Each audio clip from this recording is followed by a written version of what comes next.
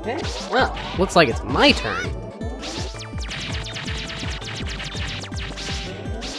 I'll just turn this down as much as I want to jam out to electrical communication.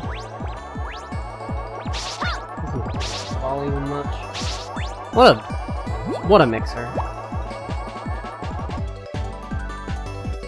Oh, I'm live. Okay. Hi! Hello, everyone. My name is Protomagicalgirl. I'm back. You saw me on Wednesday, I think. I'm back again for more Mega Man. This is Mega Man 8. And after a couple seconds of electrical communication here, I guess we'll get the run started. Okay, cool.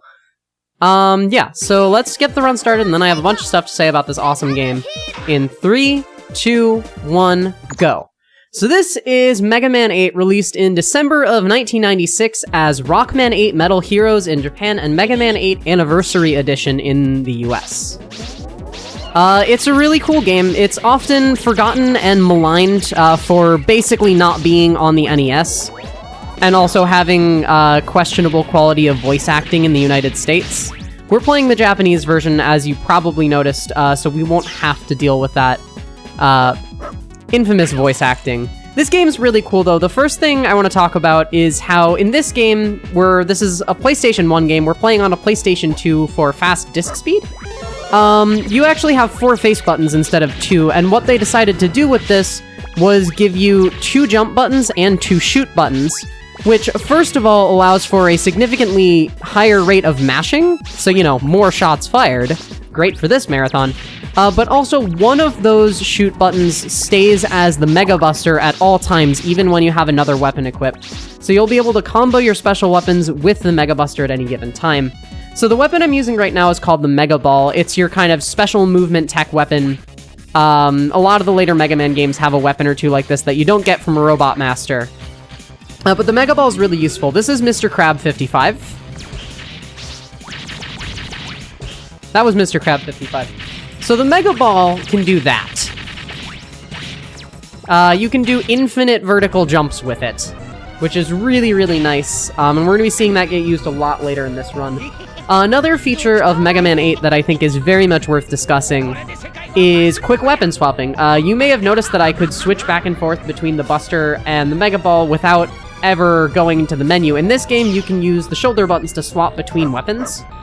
And what's really neat about that, in this game in particular, unlike in any of the other games, any of the other Mega Mans with quick weapon swapping, Mega Man 7, Rockman and Forte, and Mega Man 10, you can actually combo different weapons together, because in this game, when you switch away from a weapon, any projectiles of that weapon on the screen don't disappear. So now that we've done the intro stage, we're going to be moving into our first Robot Master. This is Grenade Man. In this game, like in Mega Man 7, there's 4 Robot Masters, and then an intermission stage, then 4 more. What you really want to know about this is that in this game, unlike in Mega Man 7, it's actually 2 isolated weakness wheels. In Mega Man 7, the weakness wheels were actually connected across the sets of 4. In this game, though, the weakness wheels are completely separate, so when we start the second group of bosses, we're not going to have a weakness. But what that does mean is we have weaknesses for all of these bosses except for the first one that we do, which is Grenade Man. So you can see I'm using the double tap mashing there to make life way easier, because I'm terrible at mashing. Grenade Man stage has the gimmick of lots of things exploding because he's Grenade Man.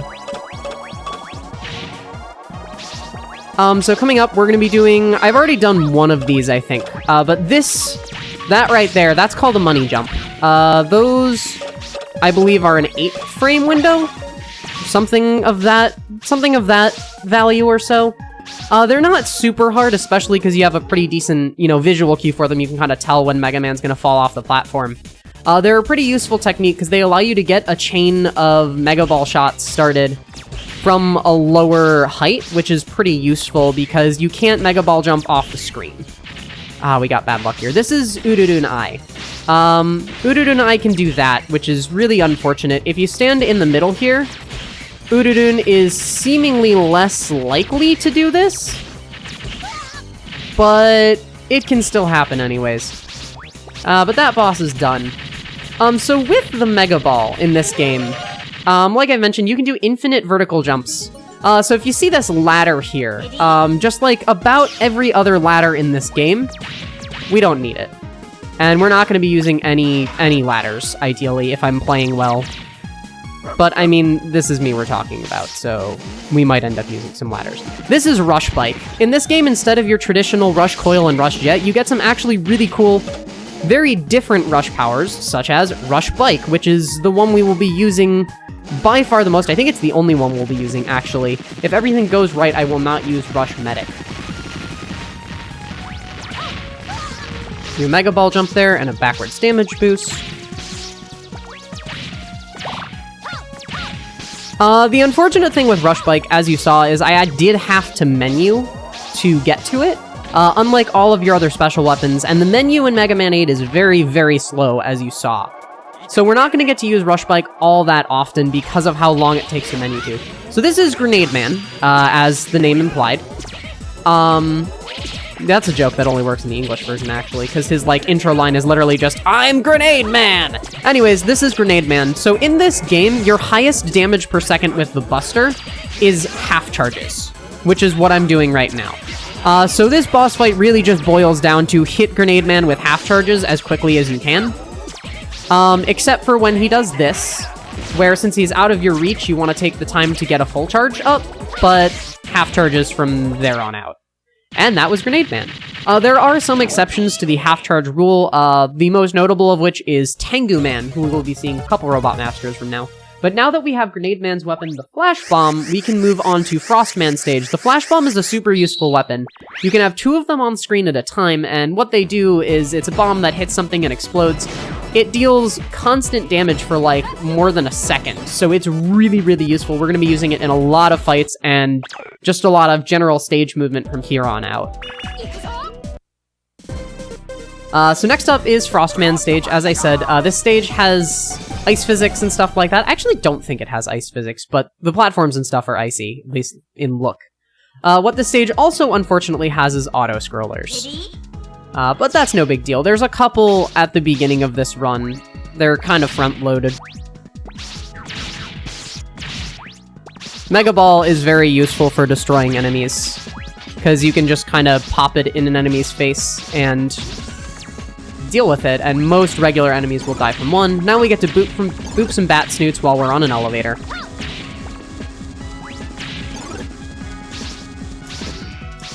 And now it's time for our first auto-scroller. So, despite the fact that these auto-scrollers are in fact easy, I'm going to be doing my best to actually pay attention during them, because dying in them is really, really silly, and loses a lot of time because auto-scroller. But while we're here, the next thing I kind of want to talk about is the currency system in this game. So in this game, just like as was introduced in Mega Man 7, you can actually buy equipment. The currency to buy things in platforming Mega Man games is bolts, which are these things that you get in this auto-scroller. Oh, I'm dead. You get bolts in this auto-scroller 2 times by ignoring the directions the game gives you. So over the course of the first 4 Robot Masters, we're going to collect 5 bolts, which is going to allow us to buy an item called the Hyper Slider, which, as the name might spoil, makes your slide faster. It makes your slide significantly faster is the thing. Like, once we get to the first stage where we have Hyper Slider, you'll be able to tell right away what a big difference it makes. Luckily, there are 6 even, easily accessible bolts that lose almost no time to get. So we're gonna have no problem getting that many bolts. There's one more in this auto-scroller. I find it really interesting how this game kind of trains you poorly during this auto-scroller in particular. It teaches you... it rewards you for not following directions, which I think is very interesting. But in general, Mega Man 8 is a really, really, really well-designed game. This game is super criminally underrated for not being on the NES, and it makes me sad and angry because this game is super good. I mean, look at these graphics. They're just so, like, vibrant and nice and just pleasing and colorful and look really good. And this whole game is really good. A lot of the unique mechanics in Mega Man 8 work to actually work against some of the classic Mega Man series' most common flaws of, like, difficulty curving and level design and stuff. And then they just abandon all of that for Mega Man 9 and onward, but hey, oh well. So we hit the checkpoint. We totally didn't die in an auto-scroller because I'm better at video games than that, I swear. Now we get our second rush bike segment of the run. Look how long this menu takes.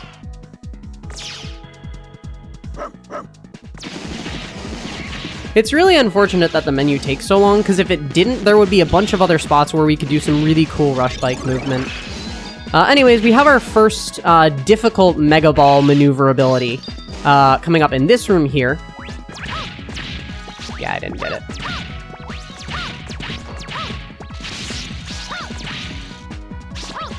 No big deal.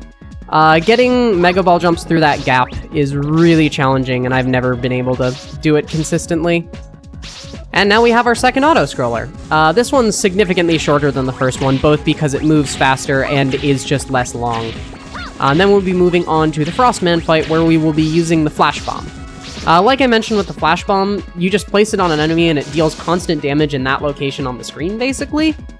So it's going to be really useful because Frostman is big and slow.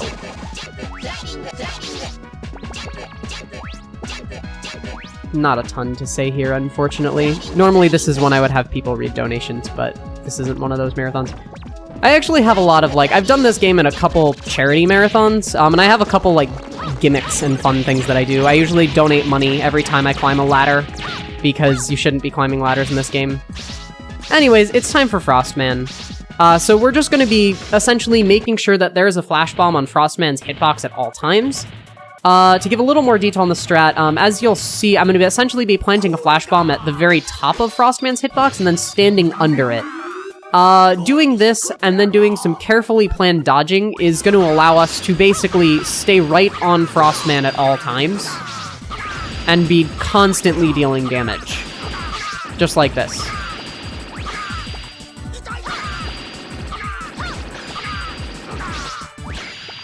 Yeah, that's not a hard boss fight. Cool, so now we have the Ice Wave. Once again, a really, really useful weapon. The Ice Wave is a shard of ice you drop on the ground, and then it forms into this giant, wave of ice spikes that just travels along until it reaches the edge of the screen.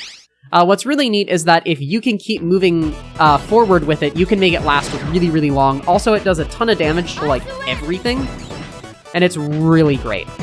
And with the Ice Wave, we are going to head into Tengu Man stage. Tengu Man, since childhood, has been my least favorite Robot Master ever, so it's always satisfying to defeat him in marathon runs. That being said, his stage has some really, really cool movement.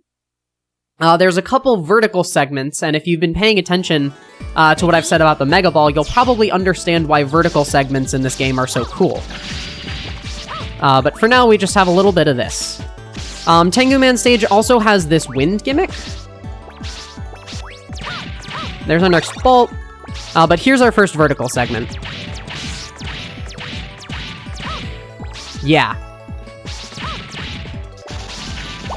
So yeah, between the Mega Ball and quick weapon swapping, you can do a ton in this game. Your vertical movement is fast, and your horizontal movement is fast, because you never need to stop to pull out a better weapon to deal with a situation. As long as you can tap L and R fast enough, you can get whatever weapon you need. So here's our next auto-scroller. Unfortunately, these two are, right in a row. This is another two-parter, but these ones are back-to-back. And then we'll get some more really cool movement with that wind gimmick. It works kind of in the way you'd expect, in the same as, Super Mario Bros. The Lost Level, or Toadman stage in Mega Man 4. Where it pushes you forward when you're in the air. So whenever we're doing movement in this stage, in those sections, we want to try and either be doing a slide or being in the air, because those are about the same speed. You just never want to be walking. Luckily, we have two really good special weapons, as I've said, that help us deal with this. So this bird I've got here, this is Beat. And if you saw my Mega Man 5 run earlier this week, you know that Beat owns. Beat continues to own in this game. So we're going to be seeing a lot of Beat. And by a lot of Beat, I mean we'll be seeing Beat in this auto-scroller, and the second part of this auto-scroller, and that's it. But Beat is absolutely essential for this auto-scroller. We want Beat as soon as possible. Beat is going to allow us to do a really fast kill on the mini-boss at the end of this auto-scroller. There are 4 different helpers you can get from the party balls in this auto-scroller. We want Beat. That's Beat. Cool. You get a couple chances to get beat if you don't roll up the right one. Otherwise, you can take Eddie, who's sort of useful, but not really. But like I said, you want beat. So yeah, that's the Ice Wave. It just completely demolished that platform. And that is Tengu Man's weakness, naturally. One really nice thing about this game that you may... Oh, I can't get that life. Dang. That would have been nice to have. Not that I think I'll need it, but never too careful. I totally forgot my train of thought. Oh well. Whatever it was, I'm sure it wasn't important. And by wasn't important, I mean it probably was, but like, it'll come back to me soon.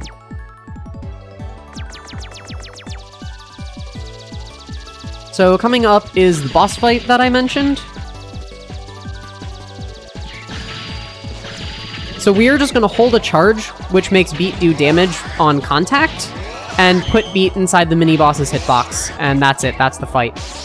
We got sort of lucky there that we got a Telly, that like floating green enemy, following us. That makes it really easy to damage boost there, because if you don't have an enemy, you want to be damage boosting on the boss's hitbox. If you get hit by the boss's actual attacks, like the big laser and stuff, it deals a ton of damage.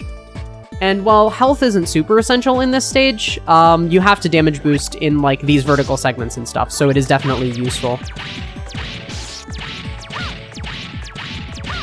Cool. Another skip.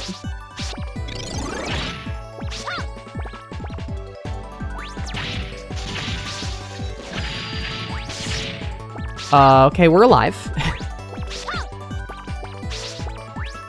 This section is scary.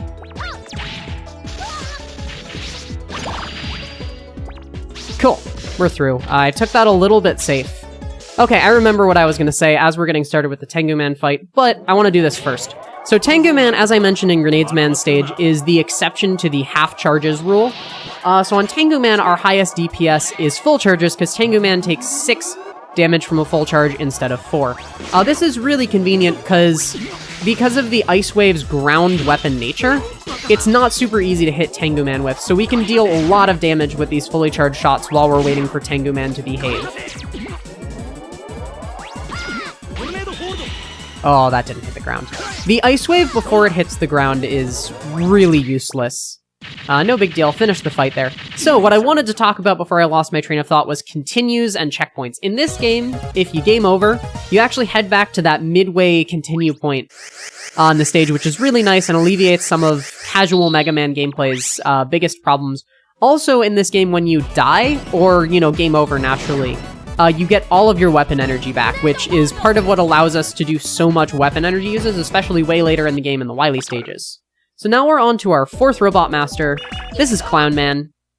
Clown Man is going to open with another Rush Bike segment, and then we're going to have some really cool movement throughout this stage. Excuse me. So the way Rush Bike works, Rush Bike has a countdown instead of weapon energy, and whenever you take damage, it comes out of that countdown instead of Mega Man's health.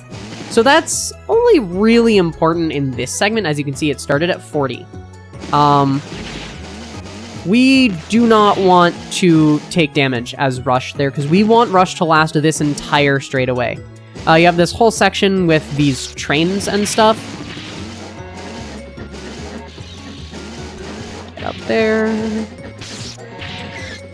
The fact that I'm not dead right now. Okay, yeah, so we ended up getting hit a bunch at the end there. No big deal, though, just a small time loss. So now, we get to the other gimmick in Clown Man stage, which is these X and O blocks. Which, depending on which kind of block you're standing on, when the bell rings, something will happen. These kinds of blocks aren't ever really relevant in a dangerous way, but they will be in a little bit. So this is CC Roll, or the Lion Coin, as some call it. We're just going to be hitting this boss with Mega Balls. You can hit the boss with a kicked Mega Ball. Wow, that ball just missed entirely. Or you can actually plant the Mega Ball on the ground for the boss to land on. It just depends on whatever's more convenient for hitting the boss with the right timing, I suppose. I keep hitting the boss with Buster Shots. No big deal, though. That was that boss. There's nothing too complicated there. So now we have a bit more of this gimmick. This screen is actually pretty tight. We want to be moving in a pretty specific way.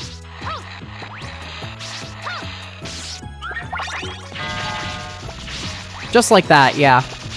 In order to use our Ice Wave to its full ability and get through that room as quickly as possible without getting inhibited by landing on bad blocks. Next we have a little indoor segment. We can do a little skip through there, and then land on that thing by accident. No big deal.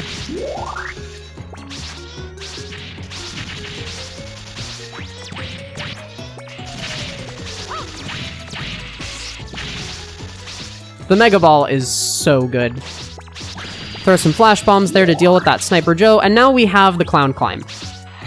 So this is a essentially 4-row section. These question mark blocks will teleport you to a different question mark block. They're the same every time, so once you know which ones to go in, you go in those ones every time, and it works. There's a couple different strats for getting through this. I did kind of a middle-of-the-road strat there where I did 2 skips. You can do up to 4 skips if you're really talented. But cool, we're through that, and now into one of my favorite fights in the game, actually. This is Clown Man.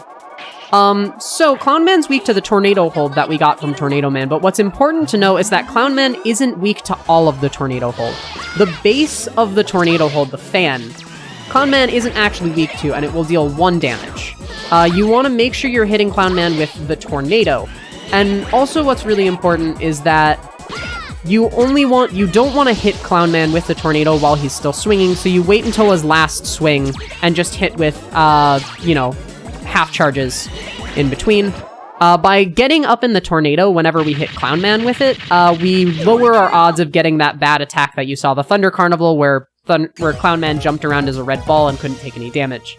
But the reason you only want to hit Clown Man with the Tornado Hold when he's not swinging is because if you hit Clown Man while he's swinging, he'll fall into this, stunned ball animation and take less damage for a little while, and it ends up being a lot slower than just waiting when you can hit with half charges in the meantime.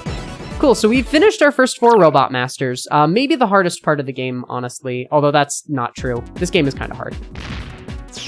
So now we have our midway stage with plot. This game has a lot of plot. I don't know if I mentioned that. But now we're gonna go fight Duo, who's a robot from space. Ow.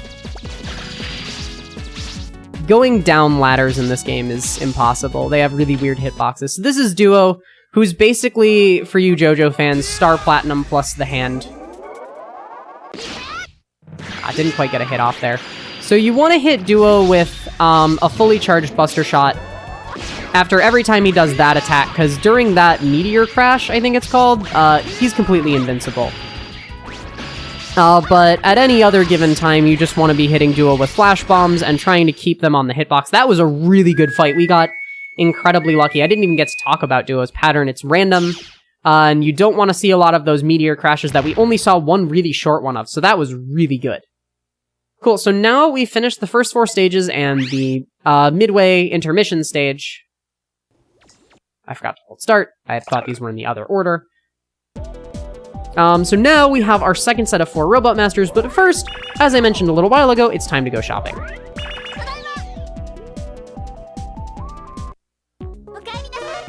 So we're gonna buy the Hyper Slider and leave. That was your one instance of roll in this speedrun, if you're like me and adore roll. So the first Robot Master that we're going to do of this second set of 4 is Astro Man, who's basically Galaxy Man with anxiety. Astro Man is a Borb, by the way.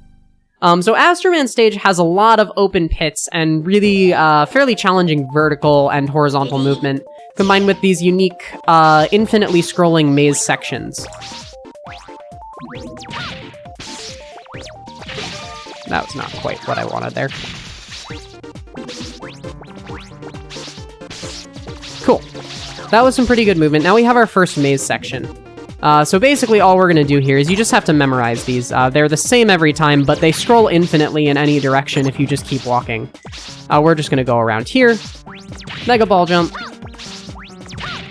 Mega Ball Jump, Mega Ball Jump, and we're good. And now into our next auto-scroller, yay! This one's kind of short though, so it's not a big deal. After this auto-scroller, we're gonna have one of the most challenging screens in the game that I hopefully won't die repeatedly to. But it's right after a continue point, so like worst case, I just die repeatedly, and it's not a huge deal. That extra life is very appreciated, though. Thanks, game.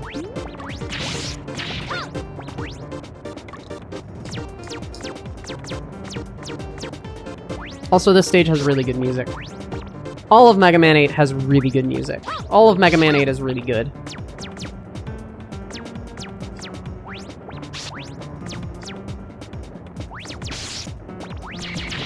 Party ball.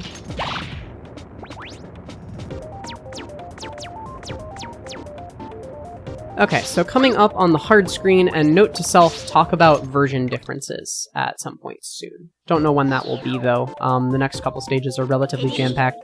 So here's the really difficult screen.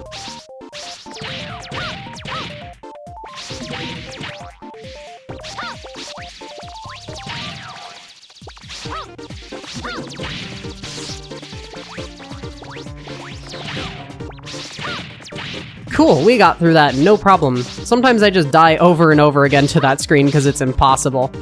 So I'm glad that was not the case. So here's our second maze. This one's a little bit longer and more complicated. We have a little bit of a sort of switch puzzle here where we have to set the red and green barriers in a certain way, and then we have the most annoying jump in the game, but we got it first try.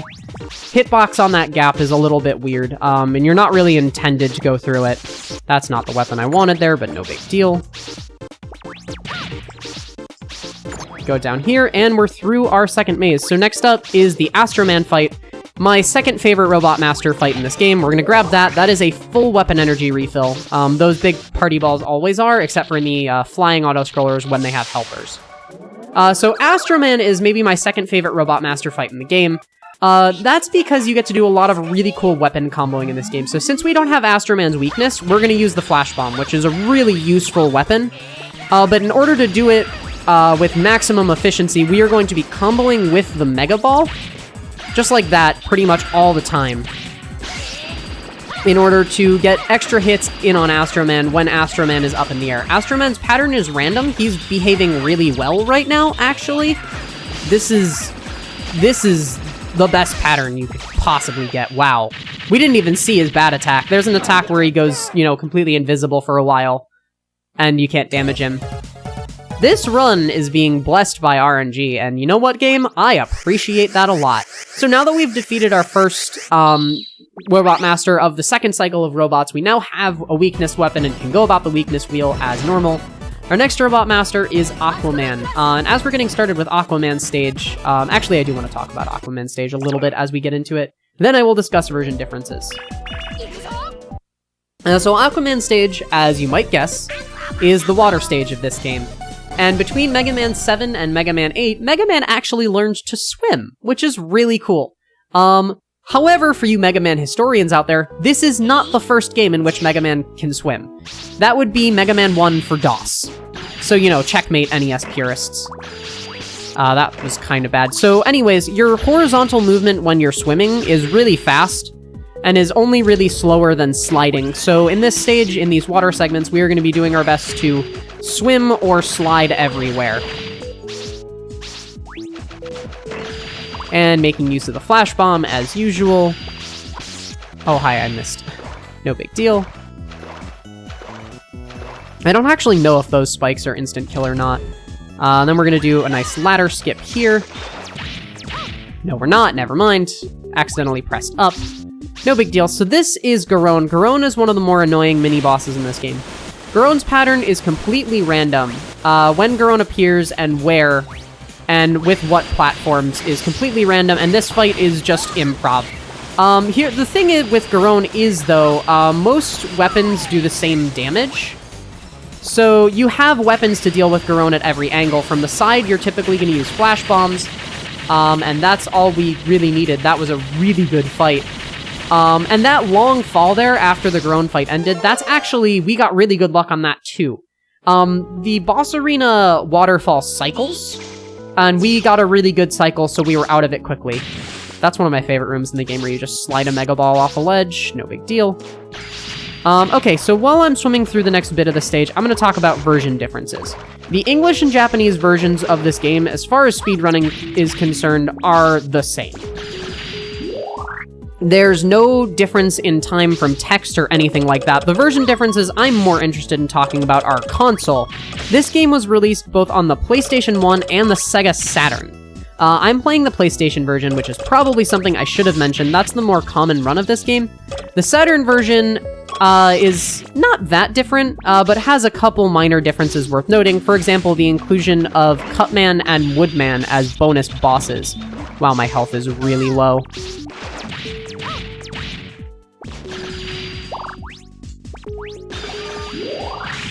That's fine, though. But yeah, this is the PlayStation version, is really just what you need to know. The games are more or less similar beyond those bonus bosses. So this is Aquaman, as you can see from his name demo. Aquaman's fight is very... Oh gosh, I had the wrong weapon. Yeah, I had the wrong weapon out. Oops. No big deal, we respawn right here. So all we're gonna do for Aquaman is hit Aquaman with a fully charged shot, and then an Astro Crush, which is Aquaman's weakness. It's actually based on the attack from Astro Man that you never saw. So if you see this weapon and go, where did this come from? It was from Astro Man. You just wouldn't know it on this run. That's what Astro Man can do, except it lasts way longer. I missed that charge shot. Oops. No big deal. But yeah, Aquaman is not much of an issue. Cool. Hard boss.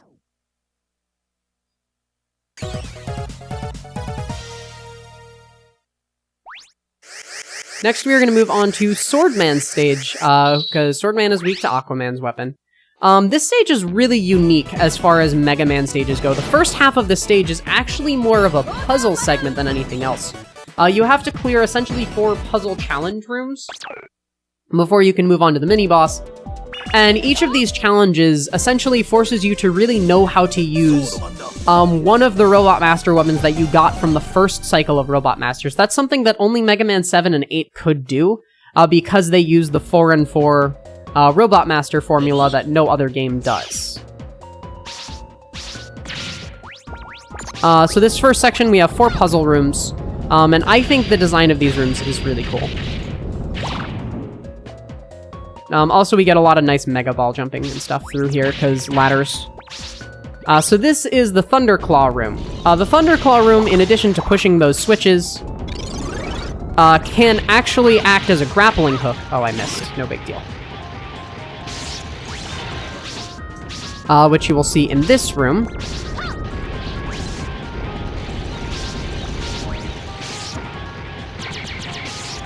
That was not the right strat there. Oops. You have to make sure to hit those switches whenever you finish one of these rooms. If you don't hit the switch, the door won't open and you'll have to do it again. I've lost runs to that.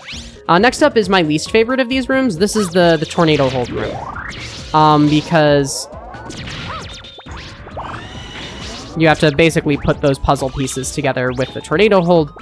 And these things are really annoying to deal with. But we got through it. I'm gonna take that health.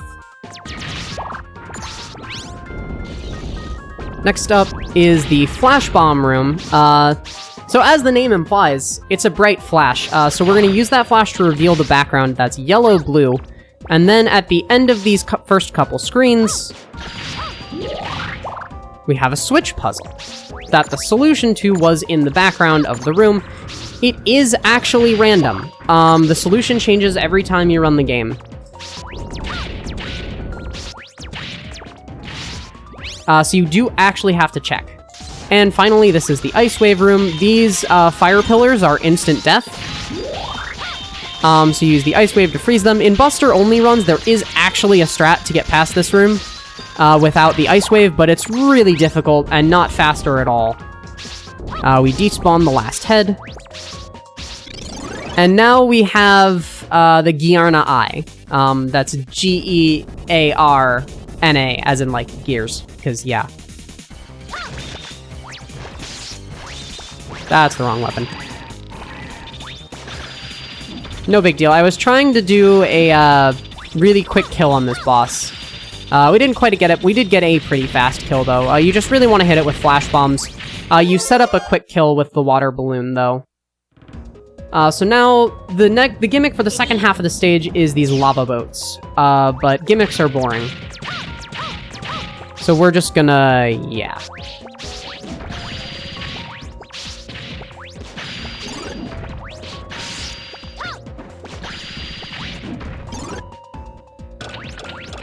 Gonna take this room safe, because this room's impossible to do fast.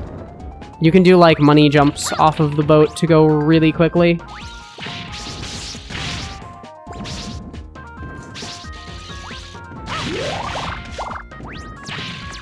Ah, menu.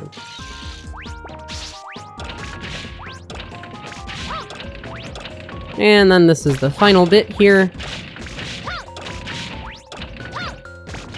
Trying to maneuver on that lava boat and kill those bats is fairly difficult, but we made it through, we didn't die. So this is Swordman.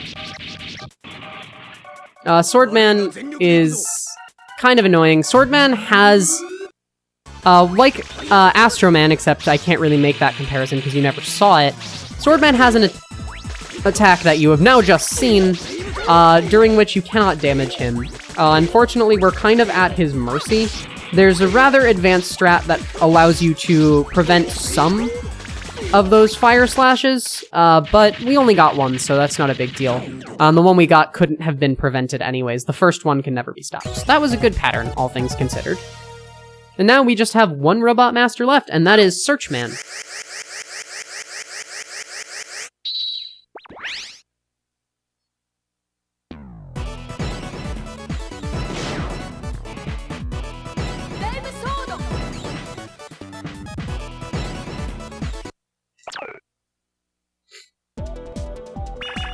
This is Searchman.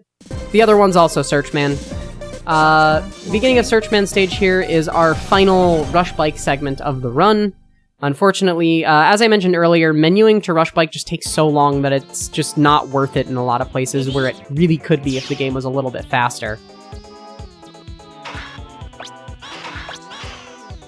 So yeah, as you may have noticed, we have a bunch of rush powers that we're never gonna see.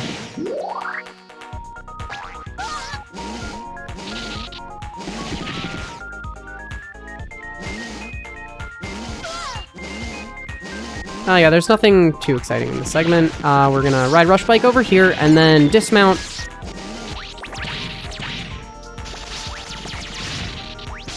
Birds.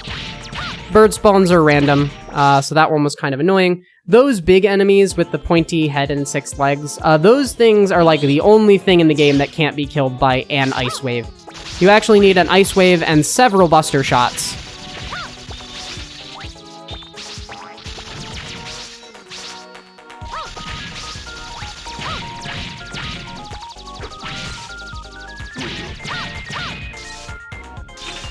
But they're not a huge deal. You just have to make sure you actually hit them. That one didn't die for some reason. Don't ask me why, I don't know.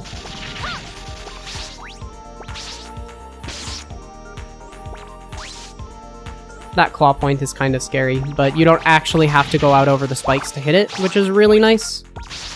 And then the last segment of the stage, just like the rest of the second half of Searchman stage, is going to be nothing but Ice Wave.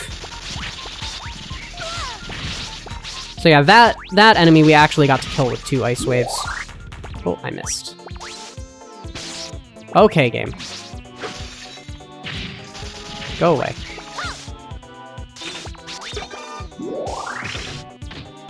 Didn't actually need that for the weapon refill. We just wanted to get it out of our way so we didn't take damage from it. So this is Searchman.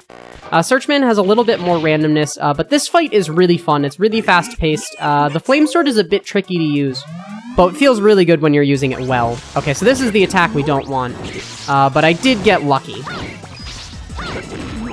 Searchman can spawn randomly in any of the 3 bushes. Okay, he's finally not doing that. He also has other attacks, and he's already dead. Cool, and that was 8 Robot Masters. Now we're moving on. In this game, there's just 4 Wily stages. But they do ramp up the difficulty quite a bit, especially Wily 3. Now we have all of our weapons, too. The homing missile, I think it's called. Homing sniper, excuse me, is useful. It's useful against the boss it's weak against, which, if you've been paying attention, you would know is Astro Man, and it has use in a couple other spots. So now we're into the Wily Castle, as this, you know, very nice, dubiously 3D animation would tell us. The first stage of Wily Castle starts with, hope you've been practicing your auto-scrollers, because now it's time for more of this. The first two Wily stages are both like this. They have, essentially, redos of the earlier gimmick auto-scrollers, but they're harder. So this segment is actually pretty tricky, to be honest. So I'm just gonna let y'all enjoy the really good music in this stage, while I do some totally slick snowboarding with no snow.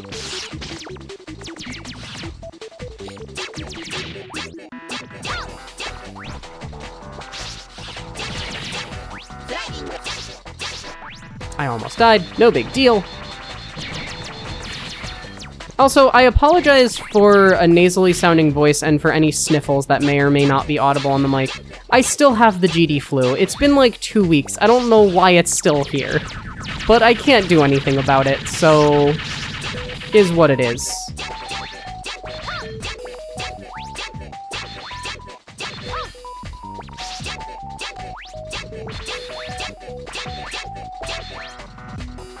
Cool, so that's the end of the auto-scroller segment.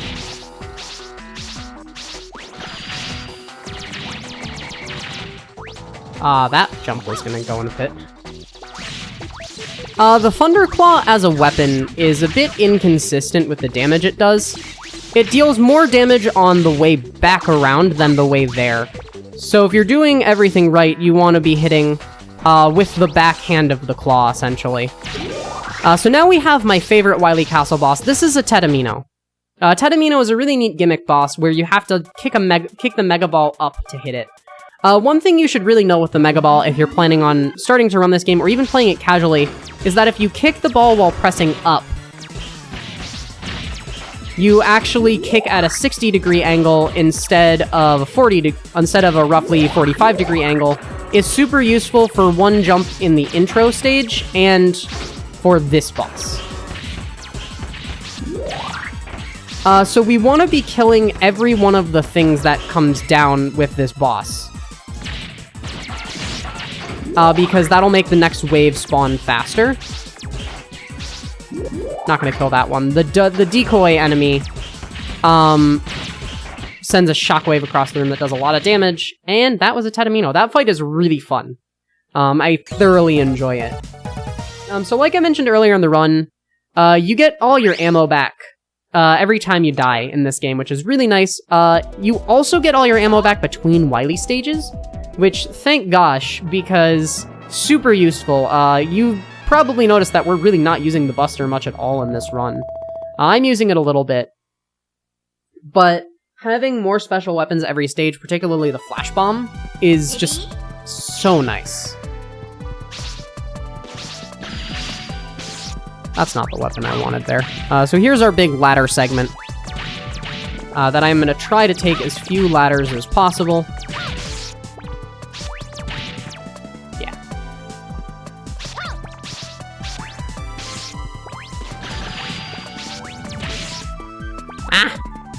Game. Come on.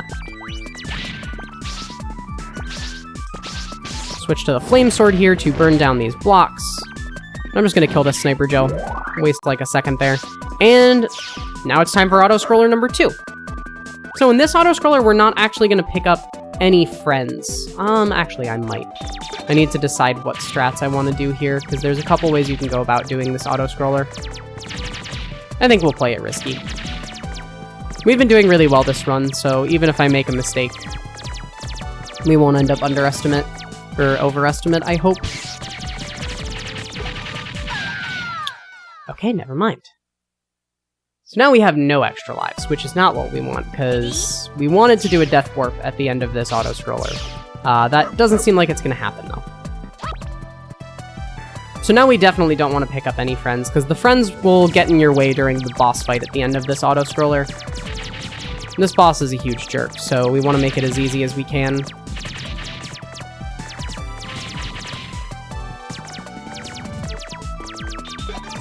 But yeah, this sure is an auto-scroller.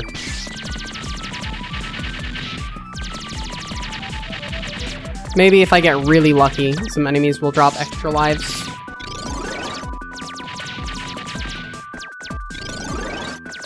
And we can consider doing the Death Warp.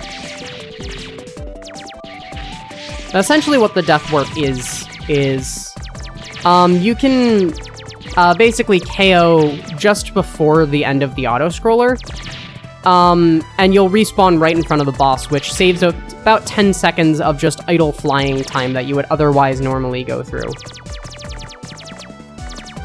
Doesn't seem like we're getting that extra life.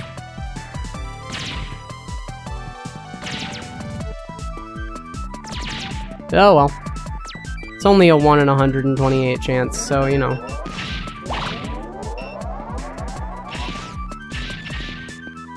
Yeah. Okay, well, we lose about 10 seconds to not doing the Death Warp, so it's really not a big deal. Oh, there it was. Okay. I really wish I'd grabbed that. That would have been useful, because Wily 3 is very scary. So this is Blyking. If you watched the race of Mega Man 8 at this most recent SGDQ, you'll probably know that Blyking is a jerk. Blyking's deal is Blyking can open its arms and leggies in 4 different ways. Each of these 4 different ways allows you to hit Blyking, I believe, 3, 2, 1, or 0 times. So we're just going to be hoping for the best with this fight.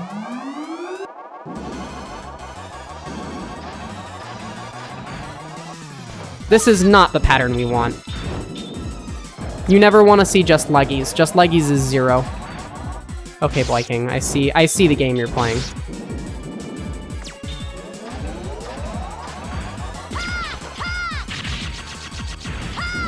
Oh, I inputted incorrectly there. That's bad. You have exactly enough Astro for this fight. We might actually be okay, though. If we get a good pattern next, we can finish this fight just fine. Wow, Blyking. Okay, we broke one of the leggies, so maybe that will help us. And we just need one more decent phase to actually do this. Okay. That was a very bad Blyking pattern, and I made a couple small mistakes, but not a huge deal. Now we're moving on to Wily 3, the scariest stage in the entire run, where there's no continue point. So for the interest of finishing this marathon run in a decent amount of time, I'm probably just gonna take a death here, and game over. Because otherwise we would be here for a while. If you mess up near the end and do have to do the entire stage again, yeah, that would be bad.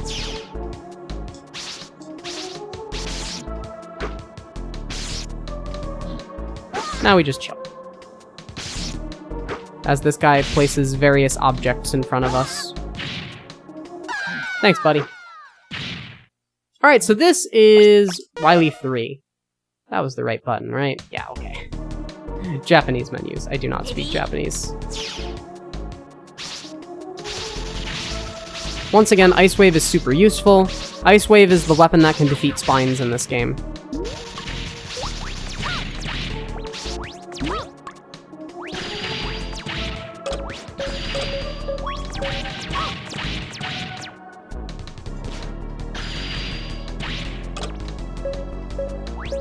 Taking that sort of safe. Taking this not safe.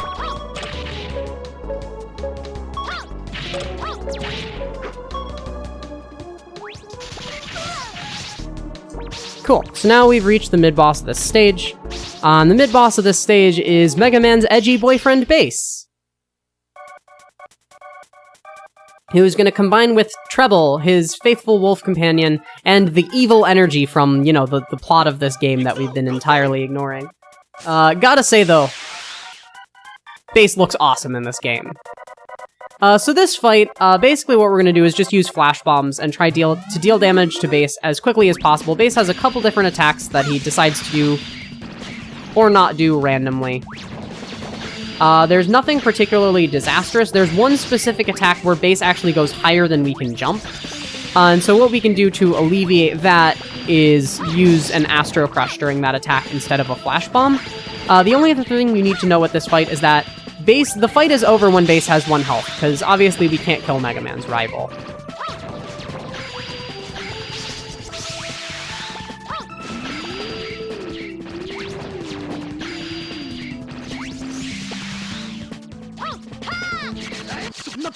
Okay, so that was pretty good. I didn't actually get to explain it, but you want to finish the Base fight with Base over near where he stopped there, because he'll slowly float over to there.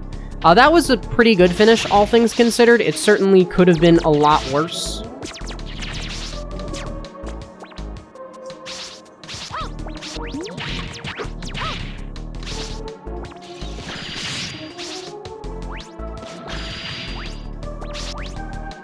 This is maybe the scariest section of the game.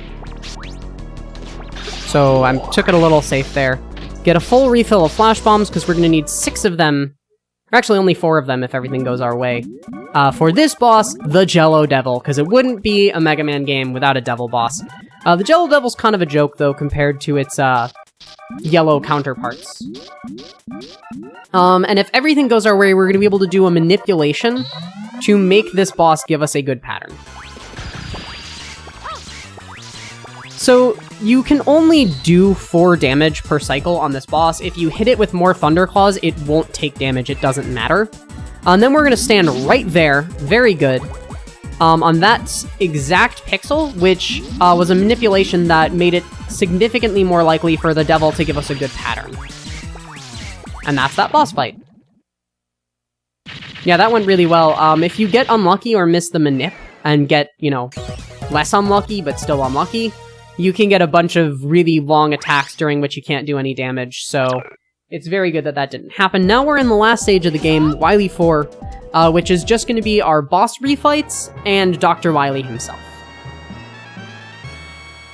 This stage alone is like, maybe like a 1/6 of the game though, so we're going to be here a little while. My splits for this stage are typically 8 to 9 minutes.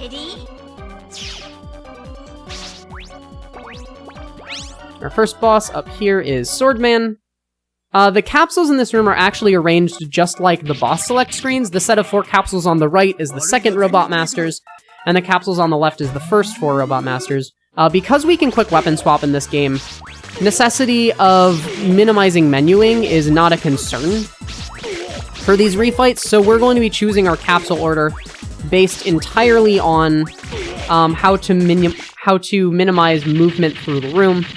We skipped the capsule closest to us, the one on our left, that being Astro Man, because we end up doing a little bit faster of movement through the room by doing so, because we get some extra slides in. The only 2 fights that are actually different here are Astro Man and Grenade Man, because we have their weaknesses now.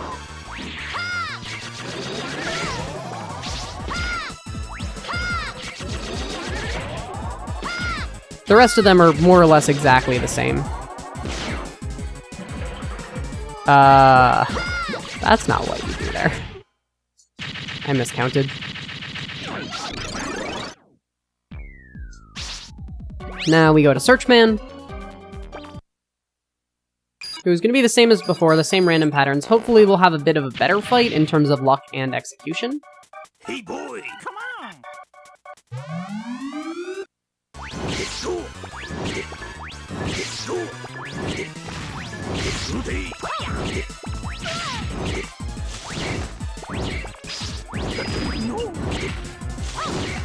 Wow, I really can't get doubles today. If you move well, you can hit...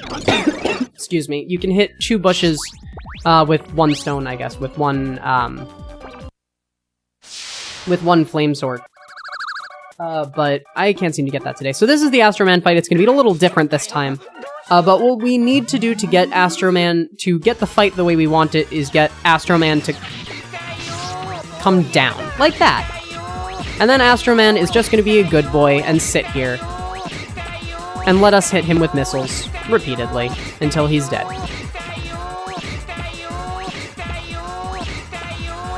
Cab, that happened.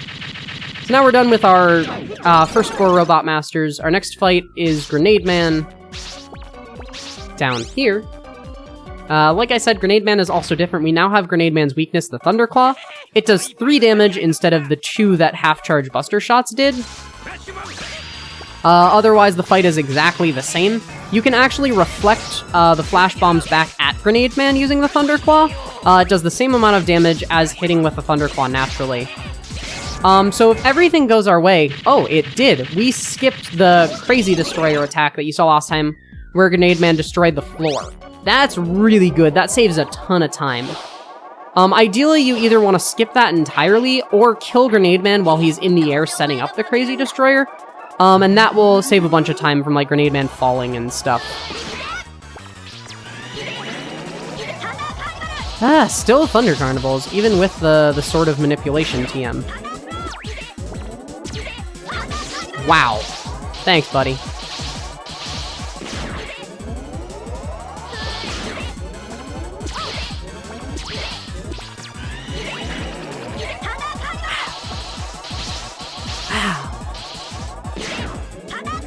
What a boss.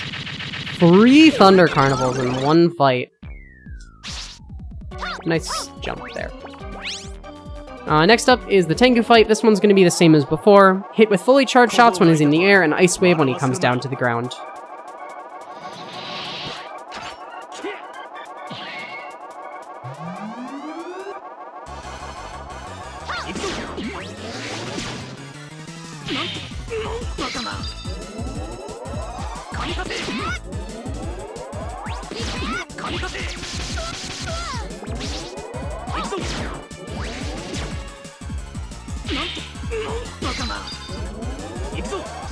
Oh, I fired that the wrong way. Oops. No big deal. And our final Robot Master refight is Frostman, who's going to be the same as before. We're going to be hitting with the Flash Bomb near the top of the hitbox and just chilling nearby.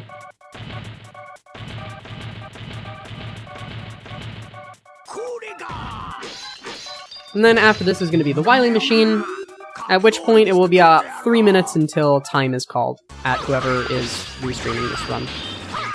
I believe that is Shadex.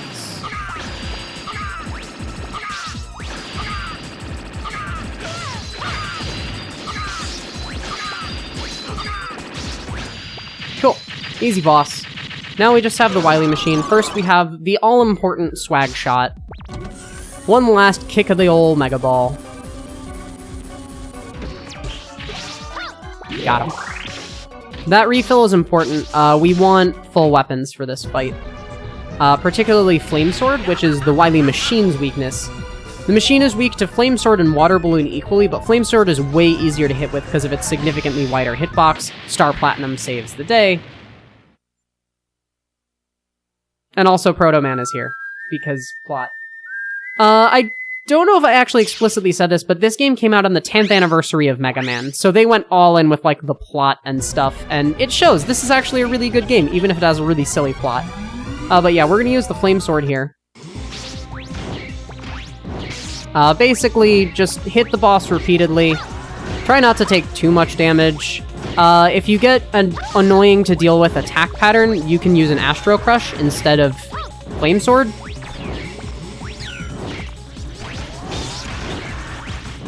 Which is useful for conserving health. I still got hit there. Cool. We have more than half our health, so that's good. Now it's on to the Wily Capsule, the final challenge of this game, and a really fun fight to optimize time is going to be when Wily takes the last hit. So Wily Capsule can spawn high or low, left, right, or center, basically. If he spawns high, we're going to do what I just did there. We're going to be comboing the Flash Bomb with the Mega Ball to get the height that we need. Each of these hits with the Flash Bomb does 2 damage, so we have to hit Wily 16 times. So far, we're getting pretty good luck. The lower patterns are, in general, easier to deal with.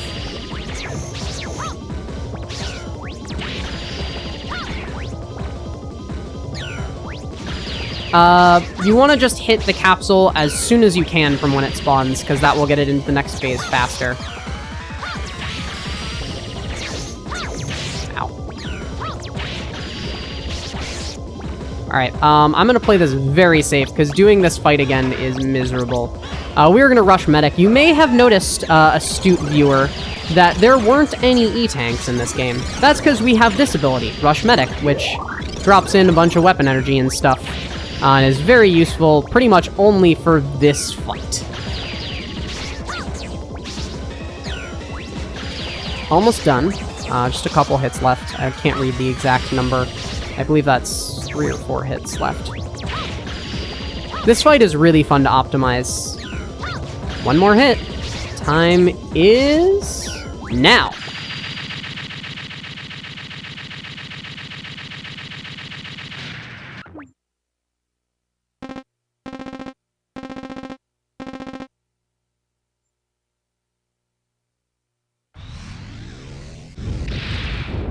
So that was Mega Man 8. Thank you very much for watching. I hope you enjoyed my couple of classic Mega Man speedruns at Shots Fired. Many shots were fired. So if you want to get into classic Mega Man speedrunning, you can go to megamanleaderboards.net. From there you'll find links to the Mega Man Leaderboards Discord, the classic Mega Man speedrunning Discord, and the Mega Man RTA Compendium, which is a, as the name implies, a compendium of classic Mega Man, you know, speedrunning knowledge and resources, and stuff of that nature. So, yeah, that was my run. What was time? Question, someone who knew? You could just say in chat or something. And then we get anime as our reward for defeating the game.